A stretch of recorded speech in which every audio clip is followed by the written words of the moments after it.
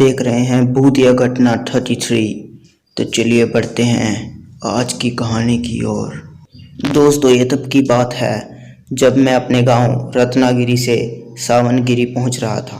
पर जब मैं स्टेशन पर पहुंचा तो मुझे पता चला कि वो ट्रेन अब 1 बजे चलने वाली है। मतलब कि अभी ट्रेन को चलने में 1 घंटा शेष था। सबसे पहले तो मैंने अपनी सीट पकड़ी और अपना सामान रखा। फिर एक गहरी सांस लेते हुए मैंने ट्रेन की तरफ नज़र घुमाई तो अंदर सारे पैसेंजर्स गहरी नींद में सो चुके थे। वहीं मेरी नींद छूमंतर हो रखी थी। अभी ट्रेन को चलने में भी 1 घंटा बाकी था। मैं ट्रेन से उतरा और टी स्टॉल की तरफ बढ़ा। मैं अभी चाय पीने के लिए टी स्टॉल की तरफ बढ़ ही रहा था, तभी मेरे फ़ोन की रिंग बजी और मैंने फ़ोन देखा तो फ़ोन पर मेरा भाई था। मेरा भाई बोला, ट्रेन में बैठ गए हो ना? तो मैंने इस पर जवाब दिया कि हाँ, ट्रेन में बैठ तो गया हूँ, पर ट्रेन अभी खुली नहीं है, 1 बजे खुलेगी। अभी मैं अपने भाई से बात कर ही रहा था, तभी मेरी नज़र पटरियों पे उल्टे चल रहे अंकल की तरफ पड़ी। पर उन्हें ऐसे उल्टा चलते देख मैं चीख कर बोला, अरे भाई साहब, आप पटरियों पर ऐसे उल्टे क्यों चल रहे हो? हट जाओ वहाँ से, नहीं तो कभी भी ट्रेन आ सकती है। मैंने अभी इतना बोला ही था, तभी फ़ोन पर मेरा भाई बोल पड़ा, अरे भाई, इतनी रात को किसी को टोका नहीं करते, आपको पता है ना? तो इस पर मैंने जवाब दिया, हाँ मुझे पता तो है, लेकिन क्या करो, वो पटरियों पर उल्टा चल रहा है। तभी मैंने भाई को बोला, मैं फ़ोन रखता हूँ, मेरे फ़ोन की बैटरी अब लो हो गई है। ऐसा बोलकर मैंने फ़ोन को रख दिया और मैं टी स्टॉल के पास पहुँचा। इससे पहले मैं कुछ बोलता, चाय वाला एकदम से अजीब सा बिहेव करने लगा। मुझे कुछ अजीब तो लगा, पर मैंने उससे कुछ नहीं पूछा। बस मैंने कहा, 1 कप चाय दे दो, और उसने बिना कुछ बोले मुझे चाय दी और मैं चाय पीने लगा। मैं चाय पी ही रहा था, तभी मेरे फ़ोन की आवाज़ आई।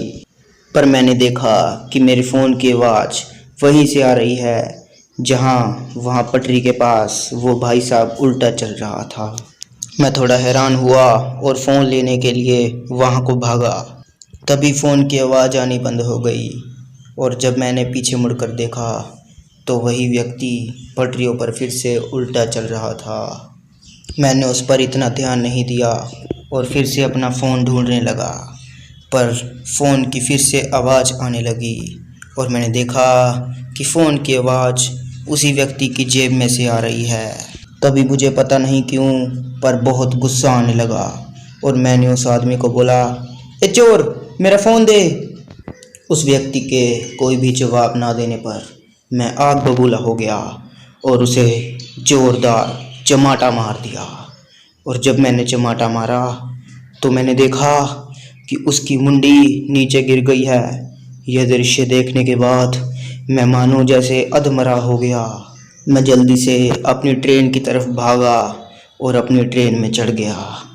बस ट्रेन अब चलने ही वाली थी और मुझे बहुत डर लग रहा था। मैं ट्रेन की ऊपर वाली सीट पर चढ़कर बैठ गया और वहीं मेरी आँख लग गई।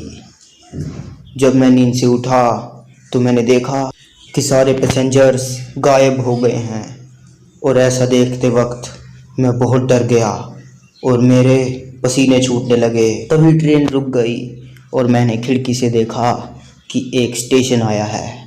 तो मैंने सोचा कि जल्दी से उस स्टेशन पे भाग लेता हूँ और मैं बिना कुछ सोचे समझे अपना सामान लेकर उस स्टेशन पर उतर गया। उस स्टेशन का नाम था रानीगंज और मैं बैठा हुआ था। तभी मेरी नज़र पटरियों पर पड़ी। मैंने देखा कि फिर से वह अंकल पटरियों पर उल्टा चल रहा है। पर इस वक्त मैं बहुत डर गया और मैं भागने लगा। और जब मैं भाग ही रहा था तो मुझे सामने एक साधु बाबा मिले। तो मैं उन साधु बाबा के पास गया और उन्हें सारी बात बताई। इस पर उन्होंने जवाब दिया कि बेटा, तुमने बहुत बड़ी गलती कर दी उस आदमी से पंगा लेकर, और अब वह 9 दिनों तक तुम्हारा पीछा नहीं छोड़ेगा। ये लो लाल रुमाल, इसको अपने हाथ में बांध लो और इसको 9 दिनों तक मत उतारना, फिर वो तुम्हारा पीछा छोड़ देगा। और उन्होंने कहा कि वह अंकल तुम्हें 9 दिनों तक परेशान करेगा पर तुम ये रुमाल मत उतारना। और मैंने जल्दी से इस रुमाल को अपने हाथ में बांध लिया और मैं फिर से उस स्टेशन की ओर बढ़ दिया। फिर उस स्टेशन पर जब ट्रेन आई तो मैं उस पर बैठ गया और सुरक्षित अपने गांव पहुंच गया। पर अपने गांव जब मैं पहुंचा तो मैं बहुत बीमार पड़ गया, क्योंकि जब मैं ट्रेन में बैठा तो उस भूत ने मुझे ऐसे ऐसे दृश्य दिखाए कि जिसे देखकर कोई व्यक्ति के रोंगटे खड़े हो सकते हैं। अगर कोई कमज़ोर दिल यह दृश्य देखता तो वह मर ही जाता। ऐसे ही 9 दिन बीत गए और फिर सब कुछ ठीक होने लगा और आज भी सब कुछ ठीक है। पर मुझे हमेशा डर लगता है कि वो आत्मा फिर से मेरा पीछे ना पड़ जाए।